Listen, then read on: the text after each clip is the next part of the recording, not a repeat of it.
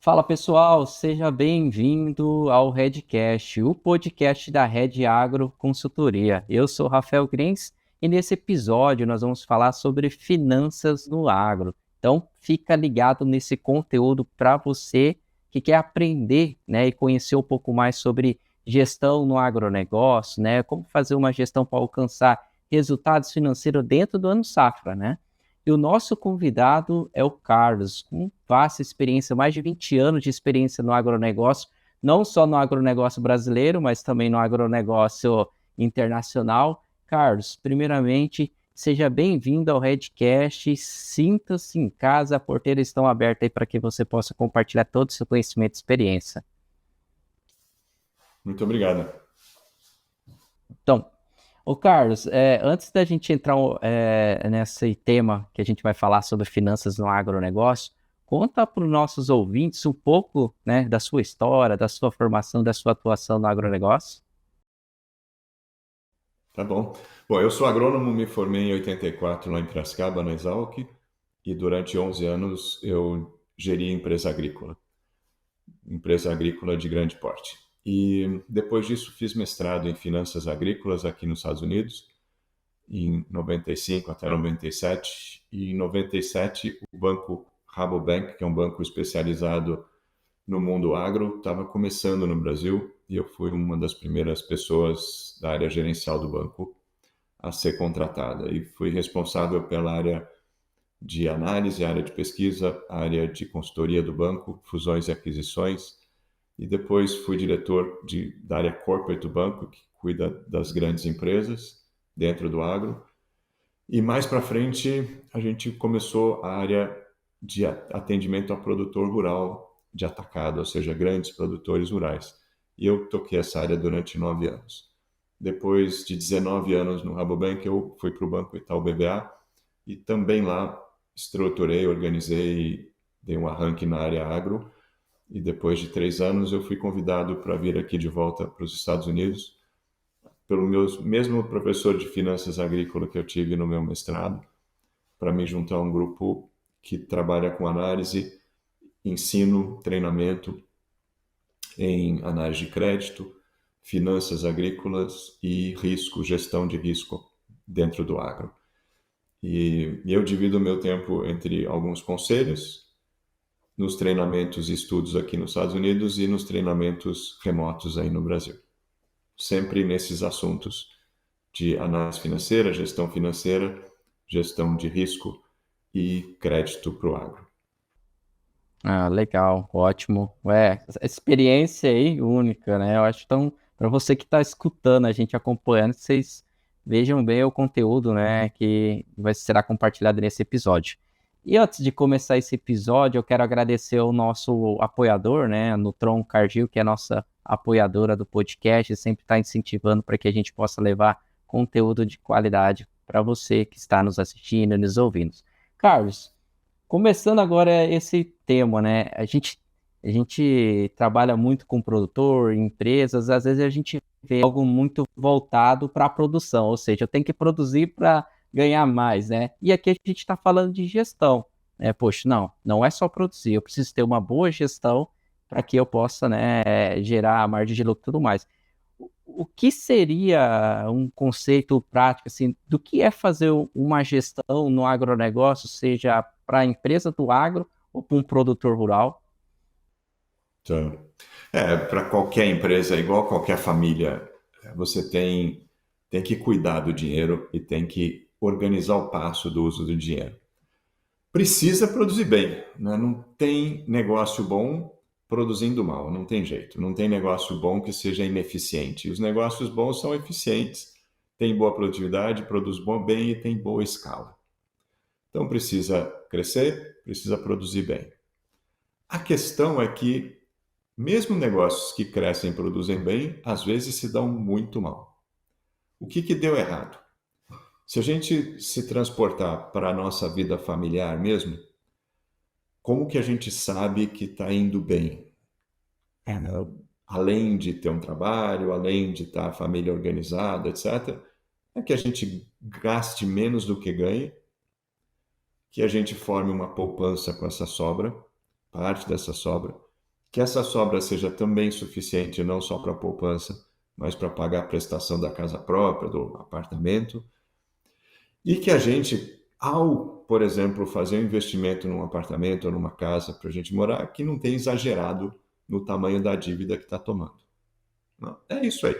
Então, se a gente pensar na nossa vida privada mesmo, tem que gastar menos do que ganha, o que sobra tem que dar conta de pagar as dívidas, sobrar para uma poupança, e quando a gente faz um investimento, tem que ter certeza que a gente vai aguentar o tranco da dívida depois. É só isso. No fundo, é só isso.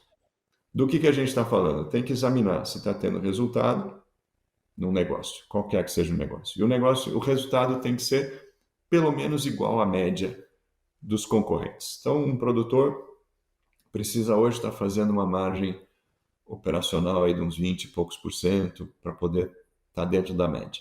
Se tiver para baixo disso, tem alguma coisa que não está indo bem ali, precisa ser visto. Depois, desse resultado operacional, ele tem que ser capaz de pagar juros e pagar prestação. Da sobra, ele tem que ser capaz de ir juntando uma poupancinha. Talvez esse ano, e o ano passado, e o ano retrasado, não deu para juntar poupança nenhuma. Mas lá em 22, 21 e 20, era para ter juntado muita poupança. Então precisava de disciplina para fazer isso. Fazer investimento, mas também juntar poupança. E a hora de fazer investimento tem que ver se cabe. Então, esse investimento não pode ser muito maior do que 4 vezes a sobra do resultado depois que pagou juros e prestação. Mantendo esse equilíbrio, produzindo bem, vai para frente sem sobressalto. E a gestão, no âmbito financeiro, ajuda a gente a verificar se está tendo esse equilíbrio em ordem. Certo. Ô Carlos, quando a gente fala de gestão, a gente fala de indicadores, né? E o que eu acho interessante no agro? Vou usar um exemplo de um produtor. Ele tem alguns indicadores voltados para a produtividade, né? Poxa, para mim conseguir uma boa produtividade, eu tenho que jogar tanto de calcário, tanto de adubo, é tanto. Isso tudo são números que ele, né, pratica para conseguir alcançar a produtividade. E na finanças, né? Quais são os principais indicadores que você julga como determinadores para a tomada de decisão, né? Levando em consideração no mundo agro, né, que a gente tem a variação dos preços da commodity, pode ser tanto positivo, a gente pode influenciar, né? Por conta da variação, precisa ter folga em tudo, mas o ponto central é o seguinte: a gente administra bem melhor aquilo que a gente mede. Sem medir, fica no acho isso ou acho aquilo, a gente não necessariamente está administrando bem. Então, para administrar, tem que medir. Tem que medir a coisa que faz mais diferença, ou aquelas coisas que fazem mais diferença. Então, o que faz mais diferença medir no ângulo financeiro ou em gestão financeira e gestão comercial de um negócio? Primeiro, que a gente gaste menos do que ganha. Tem que medir resultado. Não basta medir produtividade ou medir custo, também tem que medir resultado. Depois, esse resultado tem uma outra métrica que é a capacidade deles de cobrir juros e prestação. Então, claro que o resultado tem que ser maior, né, do que juros e prestação. E por prestação eu quero dizer prestação daquelas dívidas de investimento, dívida de fazenda, dívida de longo prazo, que vence um pedaço a cada ano. Depois, outra coisa super chave a medir é o seguinte, e tem que medir umas 3 vezes por ano, 4 vezes por ano. O que eu tenho no banco, no armazém e no campo em valor? E eu comparo isso com tudo que vence de compromisso dentro de um ano. Se eu pegar os próximos 12 meses, o que eu tenho de conta vencendo? Dívida que vem vindo aí para ser paga. E eu tenho que comparar isso com o que eu tenho no banco, no armazém e no campo. E é claro que o que eu tenho no banco, no armazém e no campo tem que cobrir com folga o tantão de compromisso de conta que vem para pagar nos próximos 12 meses. Isso é a chamada liquidez, a reserva. A outra frente que eu preciso medir para evitar descalibrar, para evitar passar susto ou ficar curto de caixa é o volume de dívida em relação ao tamanho do negócio. a dívida não pode passar do faturamento de um ano do negócio. Então, digamos, isso vale para a empresa, vale para a empresa comercial, industrial, produtor. Simplesmente porque depois não dá conta dos juros, né? Então, alguém vai falar, mas se a dívida for de muito longo prazo, tudo bem que talvez caiba um pouquinho mais, mas tem juros. E o resultado precisa dar conta de juros e de prestação. Então, qual que é a conta? Pega o faturamento de um ano e ele tem que ser pelo menos igual à dívida, ou maior. Se o faturamento for maior que a dívida toda, esse negócio está bem mais tranquilo. Se ele for menor do que a dívida toda, deveria buscar dar uma apertada, dar uma enxugada e desendividar. E dívida toda significa dívida toda mesmo. É fazenda, é dívida de máquina, é dívida de equipamento, é dívida de custeio, é crédito, é cartão de crédito, cheque especial, troca, barter, adiantamento, compra a prazo, tudo que a gente deve tem que ser menor que um faturamento. Agora, dentro do agro, tem outras, talvez duas métricas que a gente tenha que examinar bem, que é o seguinte: quanto que eu tenho do meu faturamento que não está travado em reais e está ligado a commodities que sejam negociadas em bolsa externa.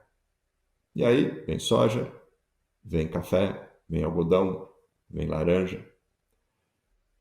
Quer a gente queira, quer não, quer a gente vá vender isso aí lá na frente e vai R$ 100, isso daí está em dólar. De um jeito ou do outro, isso aí está em dólar. Porque se o real cair, o preço em reais vai cair desses produtos. Se o real subir, desculpa, o dólar subir, o preço em reais vai subir. Ou seja, existe uma grande passagem da variação do câmbio para o preço local da soja, do café, do algodão, da laranja. E em muitos lugares do milho também hoje em dia. Então, o que acontece? Eu preciso ter um casamento entre a fatia do meu faturamento, que está ligada a essas commodities que eu ainda não travei em reais e vou vender lá na frente, e o tanto de saída de caixa que eu tenho em dólar e que eu preciso ter um casamento o mais próximo possível. E aí entra financiar em dólar, pagar insumo em dólar e fingir que é um produtor americano, porque se a entrada vai ser em dólar, a saída devia ser em dólar para ficar casadinho. Se eu não casar isso, tem uma grande chance de, se o real se valoriza, ou seja, o câmbio cai, a minha receita encolhe, a minha margem encolhe muito mais, porque o custo é fixo, e fica difícil ter resultado. Então, isso é outra métrica muito importante. E uma última métrica essencial dessas métricas que não podem deixar de existir, né? É a gente acompanhar o que já fechou de insumo para o que já fechou de travamento de preço futuro daquela safra. Então, se hoje eu estou comprando insumo, por exemplo, para a safra 26, eu deveria estar travando um tanto de produção, de preço, né, da produção da safra 26. Se daqui a 3, 4 meses eu vou comprar mais insumo, mais um tanto tinha que estar fechado. E essas duas coisas tinham que ir de mãos dadas, assim eu não sofro o risco de ser pego no contrapé, de ter pago insumo caro e estar vendendo produto barato. Certo, bacana. Falando um pouco sobre mais indicadores, você acredita que a falta de ter indicadores internos financeiro é o que dificulta também na comercialização? Por exemplo, olha, eu não vendo, eu quero vender minha comercialização a soja 120. E às vezes eu pergunto para o produtor, mas por que 120? Não, porque eu acho que esse preço é bom para mim. Então, é muito mais no achismo do que em si um indicador interno. Acho que a abordagem para tudo isso tem que ir além de definir um preço-alvo, né? Primeiro que o alvo tem que ser realista, né? Se o mercado está a 106, não adianta você definir a 120, porque pode não acontecer tão cedo. E pior de tudo, né? Se você fica segurando, esperando a noção do 120 acontecer e nunca acontece, vai ter um dia que vai ter que vender. E se nesse dia tiver a 101, ou a 99, ou a 90? Pode acontecer, né? Foi o que aconteceu lá em 2023. Eu só vendo soja a 190. E o preço foi para 150, 140, 130. 108, 106, 104. E não vendeu lá a 170 e acabou vendendo a 104, ou alguma coisa parecida. Então, a primeira coisa é que é importante ter um certo alvo, mas um alvo próximo do mercado real. Agora, para a gente não ficar no sonho eterno de que um dia chega naquele alvo e depois tem que vender por qualquer preço, tem duas coisas que são essenciais. Duas. A primeira é ter reserva de caixa, ter poupança. Porque se você não tem poupança, vai ter um dia que vai ter que queimar esse produto. Porque as contas chegam, vai ter que pagar a conta, vai ter que vender de qualquer jeito. E aí, eventualmente, é o pior dia para vender. Vai ter que vender. Então, precisa ter poupança para ir segurando um pouquinho, mas mantendo a poupança. Então, tem umas horas que dá um repiquezinho, então vende, ou trava, né? E vende. Bom, o outro é a gente ter justo essa disciplina, e aí a disciplina tem que ser baseada na métrica, né, na medida. Quanto que eu já comprei de insumo? Quanto que já está travado de insumo? Aquele tanto eu tenho que ter vendido. Tudo bem, pode ter uma defasagem aí de um mês e meio, mas define um limite, digamos que seja 30 dias, e nesses 30 dias, cada repique de mercado eu vendo um pedacinho. E se não repicou, chegou 30 dias, vende de todo jeito, ou precifica, ou trava de todo jeito, porque pode não acontecer nunca. Lembra de 2023 e 2024.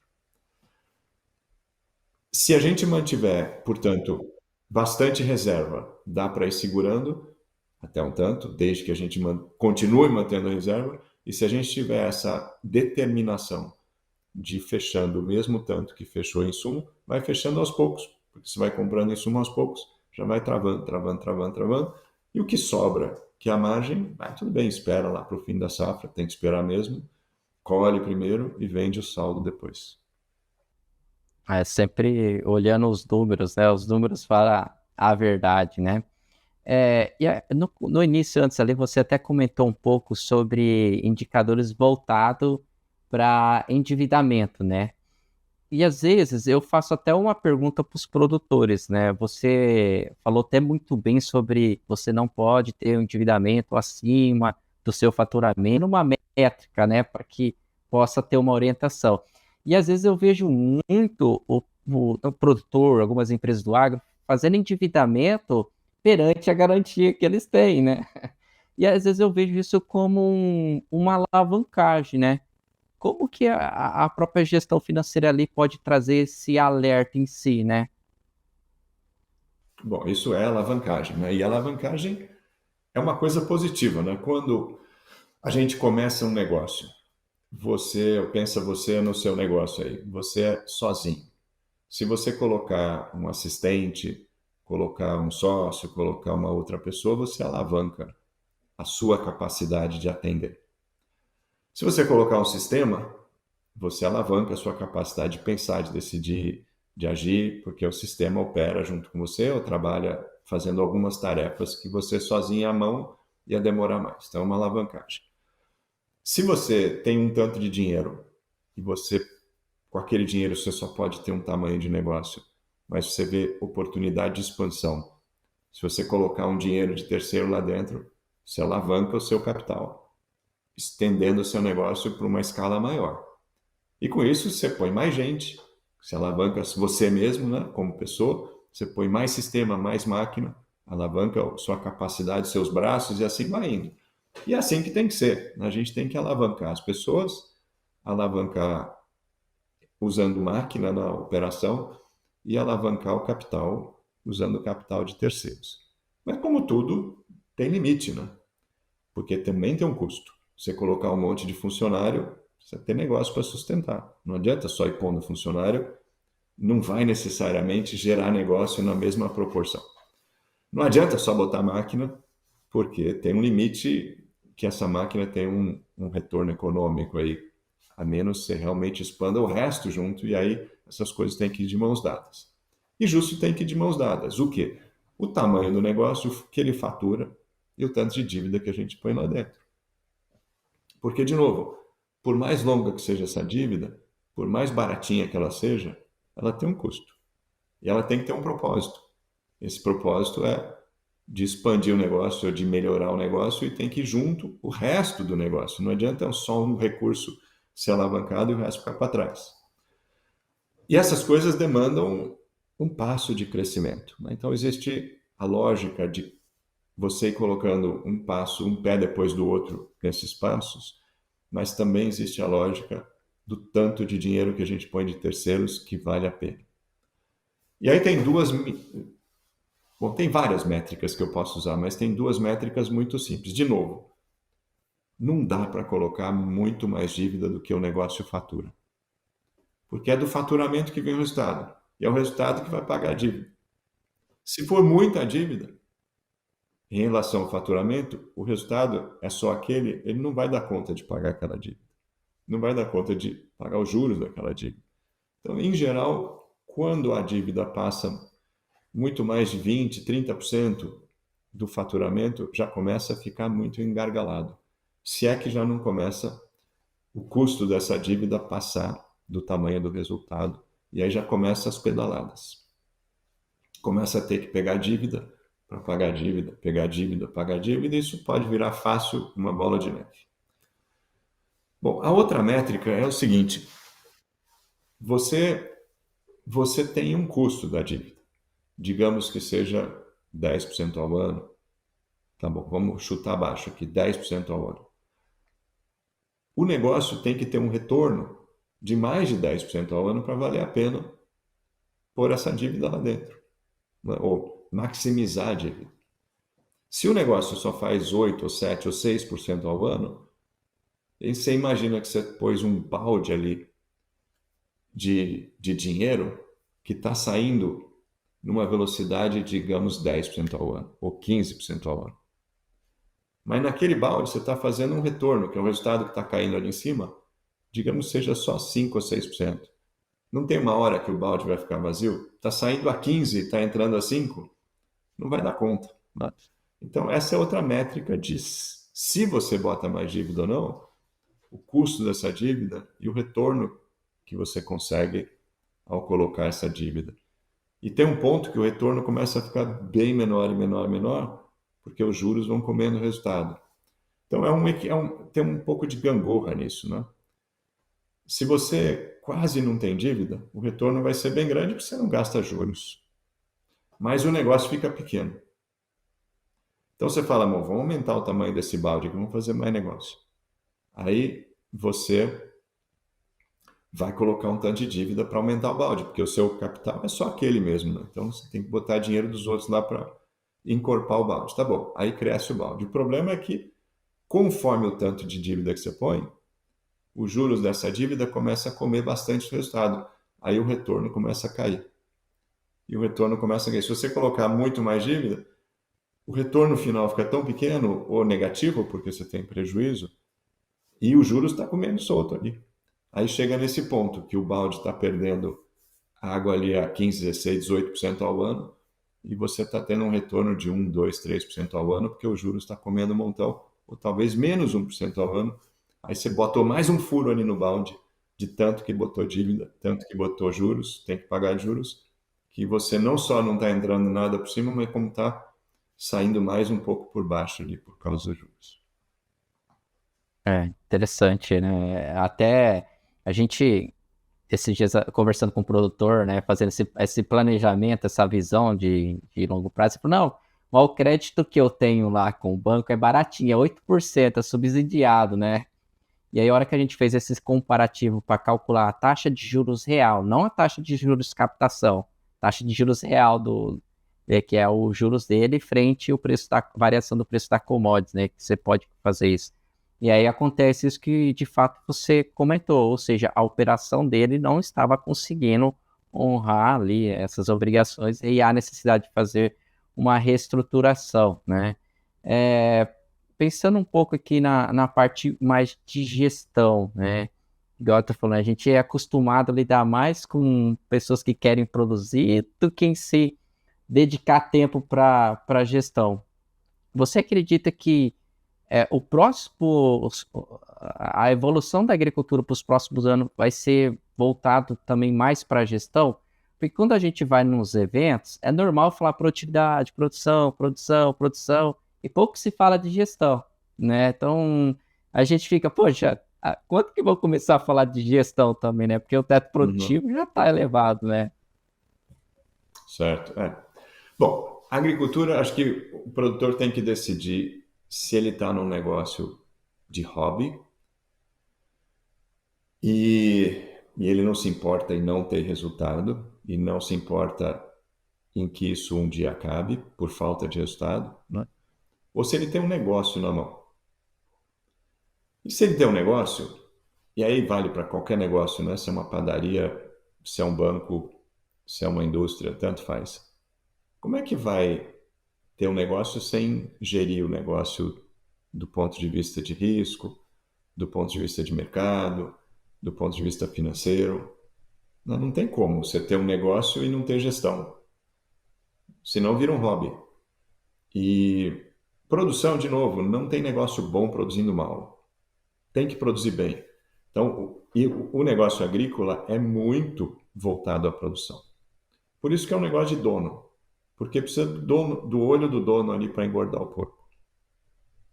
Agora, além de produzir bem, tem que usar bem o dinheiro. Porque se a gente pegar os casos todos de estresse financeiro, a maior parte dos casos de estresse financeiro, a maior parte dos casos de recuperação judicial, de quebra de produtor, não está ligado a não produzir bem.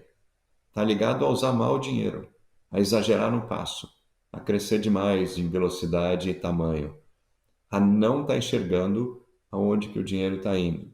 Por que a liquidez está acabando? Por que está ficando enforcado? Por que ganha, faz as contas e tem lucro, mas nunca vê a cor do dinheiro? Está aí o problema. E até, sei lá, a década de 90, 2000 talvez, mesmo um produtor empresarial maior, se tivesse um problema, vendia um caminhão, às vezes vendia um caminhão toco e resolvia o problema. Agora, a agricultura, mesmo que de médio porte, envolve aí 10, 20, 30 milhões de reais. Milhões de reais.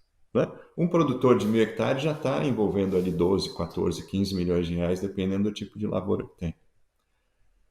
Não é vendendo um caminhão toco, nem é vendendo uma frota de caminhão que você resolve um problema assim encrencar. Precisa estar muito mais antecipado.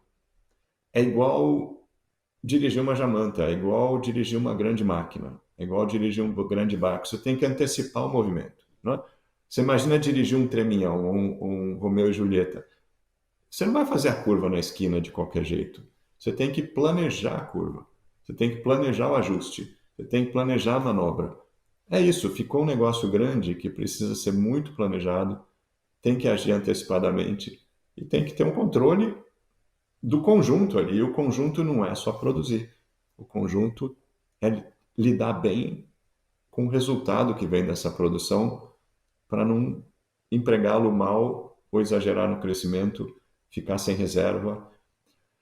E aí vem uma coisa, talvez um recado importante, assim, porque eu imagino que a gente já esteja finalizando, né? Que é o seguinte: o regime tributário no Brasil, ele dá um incentivo e uma facilitação ao produtor ao taxar o que sobra de caixa e, portanto, está baseado nas entradas e nas saídas.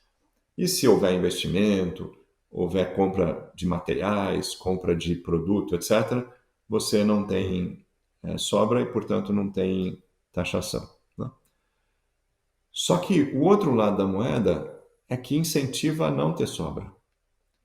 E sem sobra, você não cria poupança.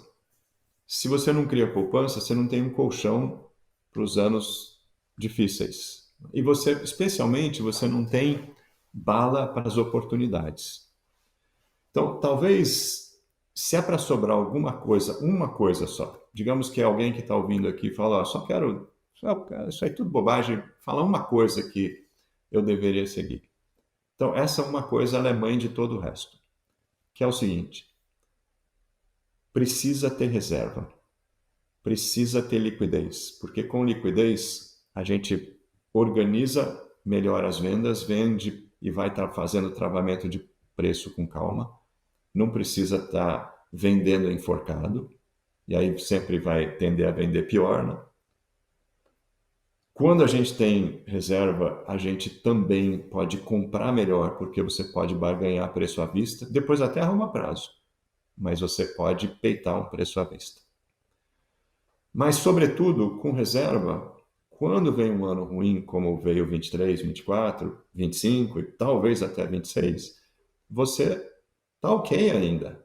Pode comprar bem, pode vender bem, pode manter o passo andando e não precisa estar com a cabeça fervendo por causa de todos os problemas financeiros que vêm no ciclo ruim. Então, vale a pena pagar um tanto de imposto de renda, vale a pena guardar um tanto de resultado, vale a pena guardar caixa, porque isso produz bala na agulha para negociação e produz reserva para os dias difíceis. Certo. Ô, Carlos, para fazer um fecho assim, é igual você comentou, a importância da reserva, né? Poxa, é importante ter uma reserva, mas reserva monetária. O mais comum é ter reserva no armazém, né? Ah, eu tenho lá uma soja sobrando, eu tenho lá um milho sobrando, né? E aí só o que acontece, você tem anos que está mais líquido e não, e aí o produtor, muitas vezes, não só produtor, mas é uma prática do agro, é que assim, ó, ele não vende por duas razões. Ele não vende porque ele não precisa, ele não olha a margem de lucro, e também ele não vende porque muitas vezes ele não consegue ver essa questão do custo financeiro em si sobre a operação que ele tem, ou seja, ele consegue só ver o lucro, os juros que ele paga para o banco, mas ele não consegue ver os juros que ele pode tirar com esse produto parado lá armazenado, né? Você acredita que isso tem um impacto muito grande, o fato de, olha, só vendo quando eu preciso, e outro que eu não tô vendo, eu não consigo. Não, acho que E não tem daí, problema nenhum. E universalmente, né? Produtor no mundo inteiro prefere guardar estoque a guardar caixa. Por quê? E tem uma razão fundamental isso daí que é muito justificável, que é o seguinte: os insumos, eles vão a reboque e eles sobem quando o preço da commodity sobe. O caixa que está guardado no banco não vai subir junto com o insumo, né? Se a commodity subir, o insumo sobe. Se você tem commodity, você vai estar preservado na sua capacidade de repor uma safra. Senão você vai ficar pobre de uma safra para outra. Se o insumo subir, você tinha caixa. Agora, não dá para não ter caixa. Porque se você não tiver caixa, você talvez não tenha liquidez de verdade imediata. E você talvez tenha que fazer isso. Tem uma hora que tem que pagar a conta e você vai ter que vender o produto no preço que tiver. E talvez para ajudar a não ficar numa situação de que você está com um produto que valia R$ 190, de repente vale R$ 110, ou um café que valia 3.000 e de repente vale 1.000 e pouquinho, como aconteceu há uns 3 anos atrás, ou um boi que valia 320 arrobas, uma arroba depois virou R$ 180 há uns 3 anos atrás. Como que a gente tem que fazer? Justo e organizando esse passo de travamento de preço na medida que a gente compra insumo. E aquele, mesmo que você tenha um estoque lá, parte dele vai estar com o preço travado. Então você não está sujeito a perder, de repente, valor intrínseco daquilo. Bom, então tem 3 coisas. Primeiro, não é problema guardar estoque primariamente, né? Em vez de guardar caixa primariamente. Mas segundo, precisa ter caixa. Quanto de caixa? Faz a conta de quanto vai por mês de despesa de dia a dia. Então, o que gasta de pessoal, de luz, de peça, diesel, dia a dia, né? Despesa da família. Digamos que gaste, sei lá, 100 mil por mês. Então, precisa de 3 meses de dia a dia. 300 mil tinha que estar em caixa. Independente de taxa de juros, independente se o CDI está isso, aquilo, deveria ser um negócio sagrado. 3 meses de dia a dia em caixa. E depois, você acompanhar aquela regra de comprou insumo, travou preço, comprou insumo. Assim fica organizadinho. E por último, faz aquela conta que eu botei lá no começo, que é o seguinte: quanto que eu tenho de compromisso que vai vencer nos próximos 12 meses? Isso aí tem que estar correspondido em termos de o que eu tenho no banco, o que eu tenho no armazém e o que eu tenho no campo. Se eu não tenho mais nada no campo, um tanto está no banco, aquele tantão tem que estar no armazém. Se depois eu vendi uma parte da safra, eu tenho uma safra novinha no campo, bom, aquela safra no campo vai dar conta do que vai vencer daqui 8, 10, 12 meses. Então, fazendo essas três, tendo a disciplina de manter esses três parâmetros, 3 meses de dia a dia em caixa, vai fixando na medida que compra insumo na medida que vai fixando o preço, fica com o estoque ali relativamente travado, parte dele, e por último, o que tem no banco, no armazém, no campo, tem que sobrar com folga em relação aos compromissos que vencem no ano. Isso dá uma diferença de resultado de mais ou menos uns 30%. Eu já fiz essa conta de diversas vezes, depois acompanhei a diferença entre SLC e Terra Santa durante muitos anos. E por último agora, um rapaz que eu acompanhei, ajudei ele a ir para o mestrado aqui nos Estados Unidos, ele fez um trabalho, publicou, eu até postei sobre isso outro dia, e ele, seguindo a minha sugestão, mediu isso daí. E qual foi o resultado que ele teve? Exatamente a mesma coisa.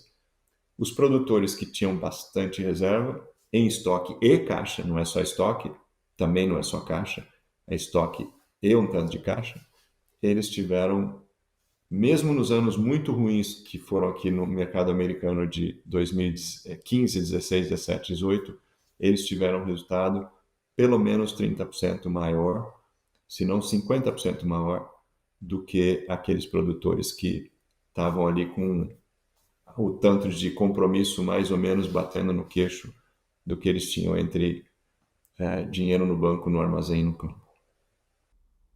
Ah, legal. Ótimo indicador, né? O caixa é o pai da operação, né? De modo geral, né? Carlos, gostaria de agradecer você por aceitar esse convite, né? Compartilhar, ó, um pouco só da sua experiência, que é vasta em conhecimento em gestão, principalmente no agronegócio, trazendo esses cases também.